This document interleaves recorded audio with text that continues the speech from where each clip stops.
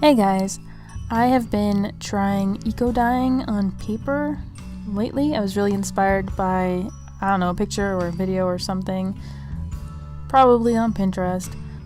It was this fun looking activity where you take a bunch of leaves and you wrap it up in paper or fabric and boil it to get all the colors out of the leaves and stain the paper or fabric that you are boiling.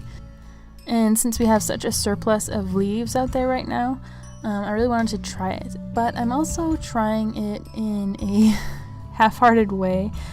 You're supposed to have a designated pot to boil these things in. For obvious reasons, you don't want to have wild leaves, especially ones you don't really know what they are. Maybe some of them are not good for you. You don't want to be boiling them in your dinner pots and then make dinner in the pots.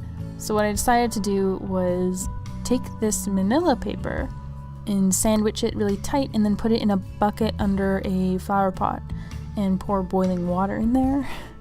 I know that the instructions say you're supposed to boil these things for something like an hour or 2 hours or something like that. So I really didn't think that this was going to work. In the first batch, I decided to pour boiling water in the bucket, and then when that cooled down a little bit, I think I poured it out and I did it again. And you need some kind of metal to act as what they call a mordant. It reacts with the tannins and colors in the leaves to get it to seep into the paper. And in the first batch, I just took all the every rusty little pieces of metal that I could find, old screws, old bolts, some washers, just stuff that my husband's been hoarding in the closet for a long time. It was enough. It was like a handful, and I just threw it in there. Let's see how that goes.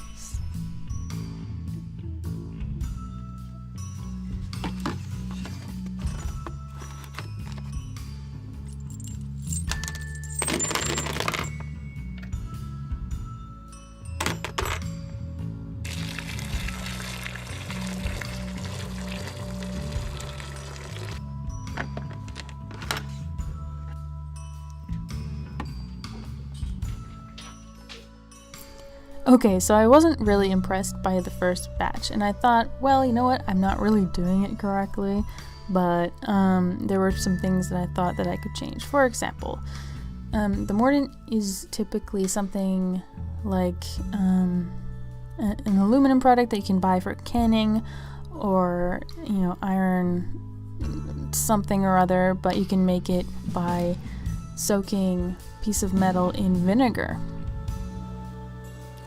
So I'm not entirely sure if I'm just gonna try it again but a different way or whatever, but I find like most of the result happened around the edge, and I can't tell if that is because of the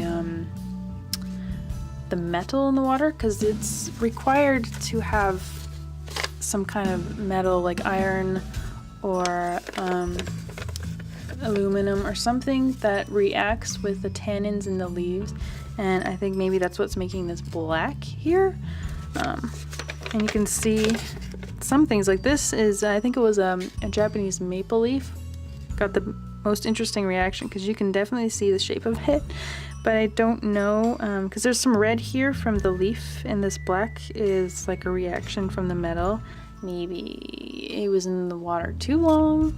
So I think I might try this again. Watercolor paper did really well, probably because it is the most absorbent. It still isn't that great, but I think it's just because it is, one, the most absorbent, and two, it was also at the very bottom of the page, so it got the most of the metal, not to mention this incredibly rusty paper clip. That was cool, because this leaf here is great.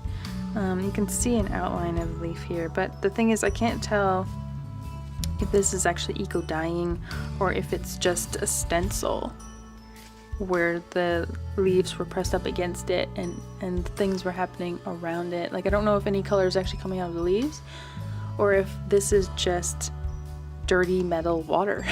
You know what I mean? So, but I can still kind of play around with it a little bit, I think.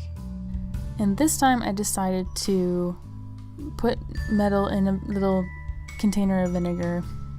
I didn't realize you were supposed to dilute the vinegar. So I left that for like 24 hours. It's supposed to take a week, but I only had 24 hours before I was ready to do this again. And the second time, you will see that the water is much darker. And there's a lot more crud kind of floating around in there. I also took some of the vinegar that the metal was soaking in, and I used a paintbrush to apply it to the pages.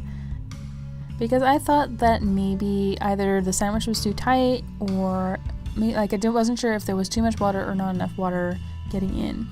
And I think in the next batch, I didn't leave it in the water overnight. I actually took it out and let it sit. And it just sits in its own like wet little envelope for pretty much 24 hours, I think. And it is so hard not to peek.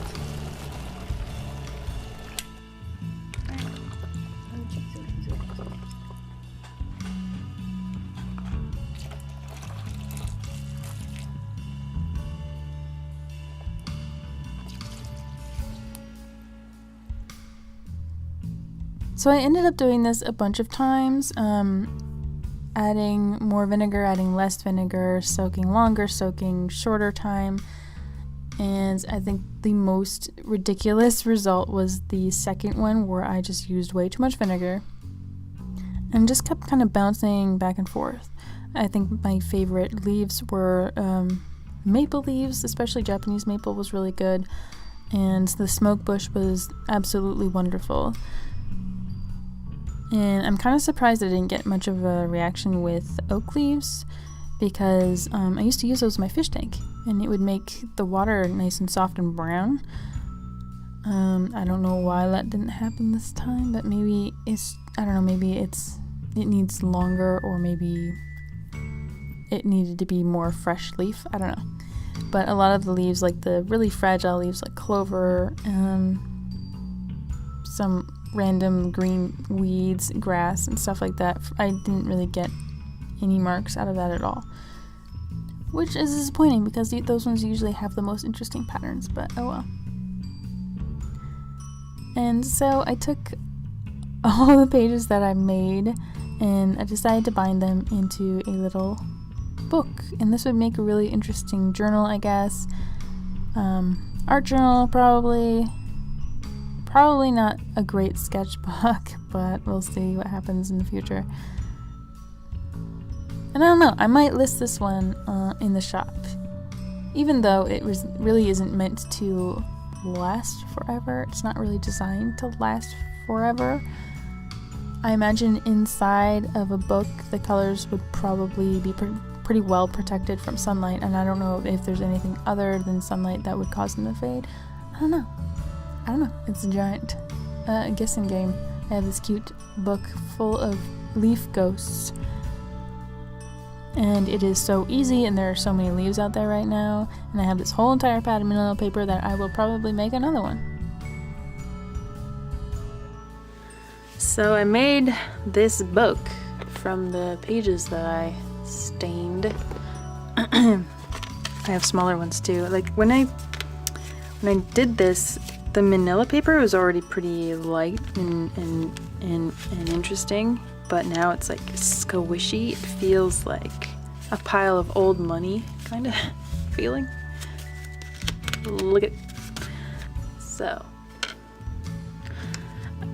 I had some of these extreme pages in there just to throw them in because they look so cool. I like the way the leaf looks like it's splashed.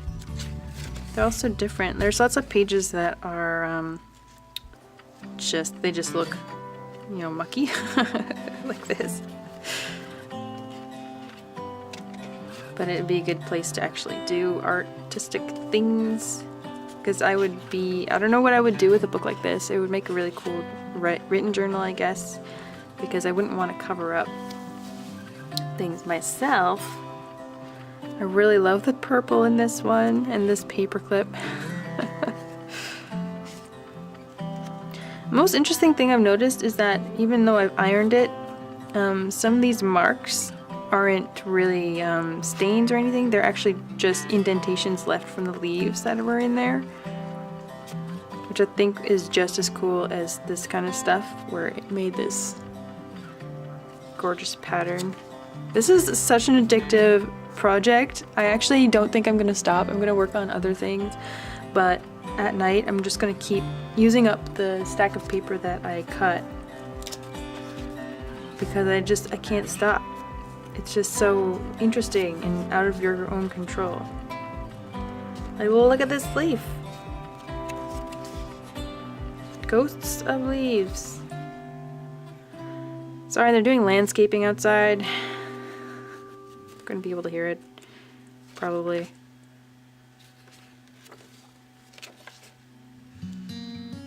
I really love the smoke bush ones. So cool.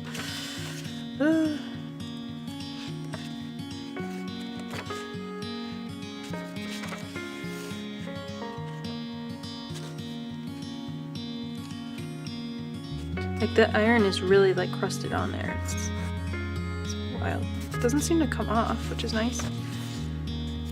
These brush strokes are so interesting, but I really didn't expect that to happen.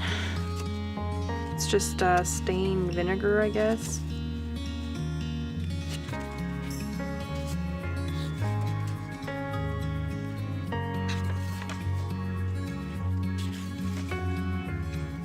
This very faint leaf ghost.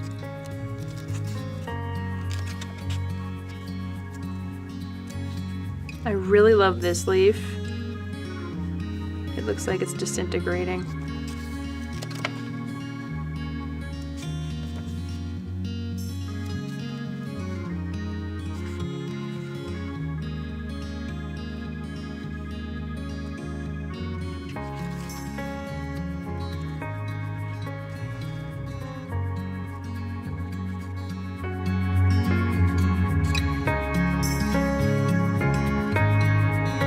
Some tissue paper.